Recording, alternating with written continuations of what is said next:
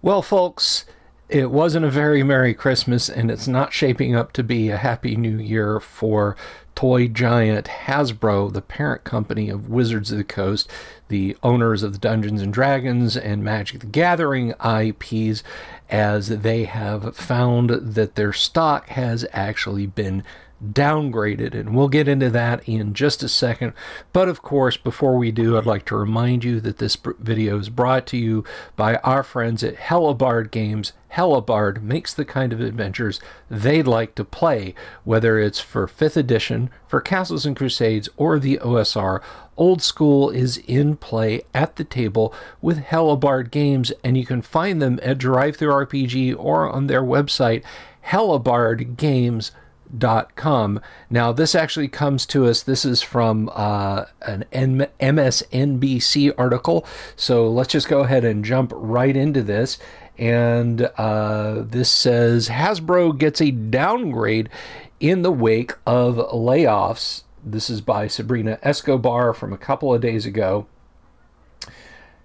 Hasbro stock got a bumpy start to the new year, receiving a downgrade from D.A. Davidson over concerns about the outlook for the toy industry in 2024. Analyst Linda Bolton Weiser lowered her rating for Hasbro shares from neutral to buy Tuesday and trimmed her price target from $53 to $60. Signals point to management uncertainty about when the toy business will resume growth, she wrote in a note to clients. Bolton Weiser's downgrade comes a few weeks after the toy maker cut nearly 20% of its workforce, citing weaker than expected toy sales in 2023 that will carry into 2024. And of course, as you folks remember, many of those cuts fell directly on the creative departments responsible for Magic the Gathering and Dungeons and Dragons. This wasn't just people manufacturing dolls and action figures. The market headwinds we anticipated have proven to be stronger and more persistent than planned, said Hasbro CEO Chris Cox at the time. While we're confident in the future of Hasbro, the current environment demands that we do more. And of course, doing more absolutely doesn't mean anything about Chris Cox taking a cut in his bonus or his salary. But I digress. Hasbro's comments echoed those made by rival Mattel in October, warning that the toy industry was seeing a slowdown after years of what Mattel CEO Yanoz Kreese called growth during the pandemic. But many analysts, including Bolton Weiser, are more bullish on Mattel than they are on Hasbro, given that the former is still lapping up the benefits from the Barbie movie and other catalysts that could help the company weather the slowdown. And with the overall toy sales slowing, Bolton Weiser is concerned that Hasbro will have less cash available to pay off debt and cash dividends, which could lead to a dividend cut in early 2024. Hasbro stock was falling 1% to $50.53 on Tuesday. The shares have shed 17% over the last 12 months. Hasbro didn't immediately respond to Barron's request for comments. And I'm not sure if you guys can see it over here, but Hasbro is currently down nearly 50 cents, and Mattel's down nearly 60 cents, of course, on that news. And what this has to do with Dungeons and Dragons, of course, because we focus on the old school down on this end of the world, is that Hasbro is definitely going to look to try and save their bacon in any way possible. Now, this could mean that we're going to see more licensing of old school stuff out there, as we've seen already with some action figures.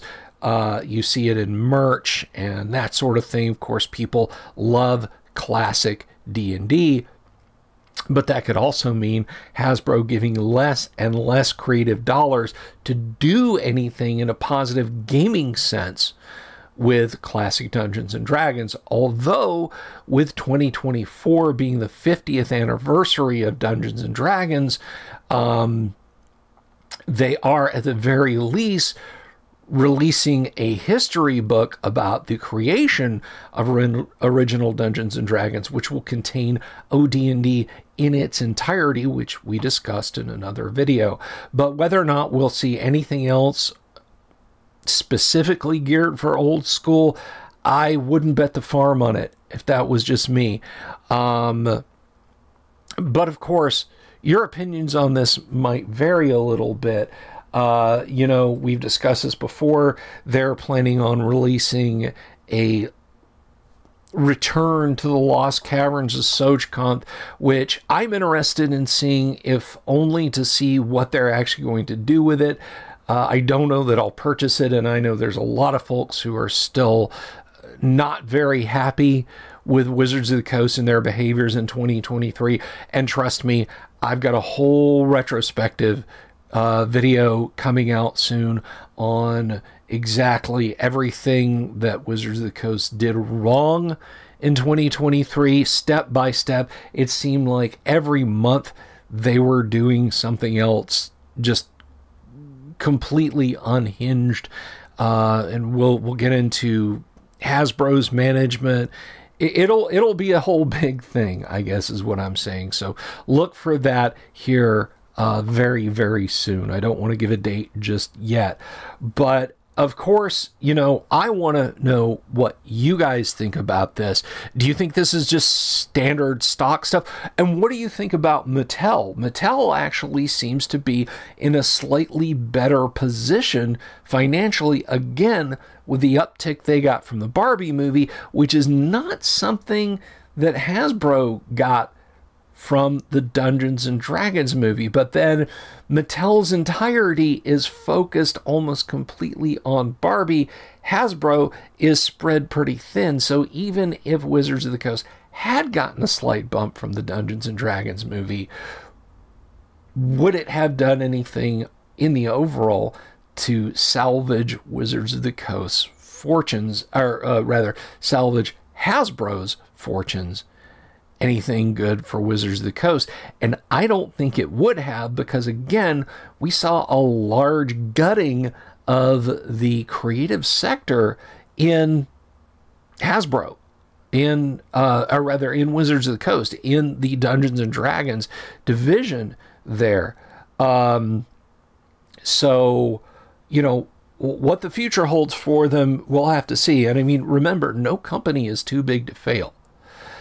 And while somebody would probably almost certainly step in and scoop up Dungeons and Dragons, if Hasbro should begin a massive sell-off, you know, what would become of it? Would these new overlords be better or worse? But we're not quite there yet, right?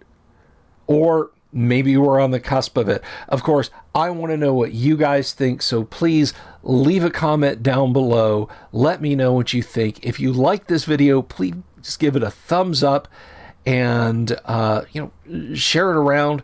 That helps, of course. And if you haven't already, please do click the subscribe button, click the bell icon for notifications, and you'll get information about this video, the upcoming 2023 debacle and review video, and our return to live streams is coming real soon. So thank you all for checking out the video, and keep an eye on your prospectus. Peace.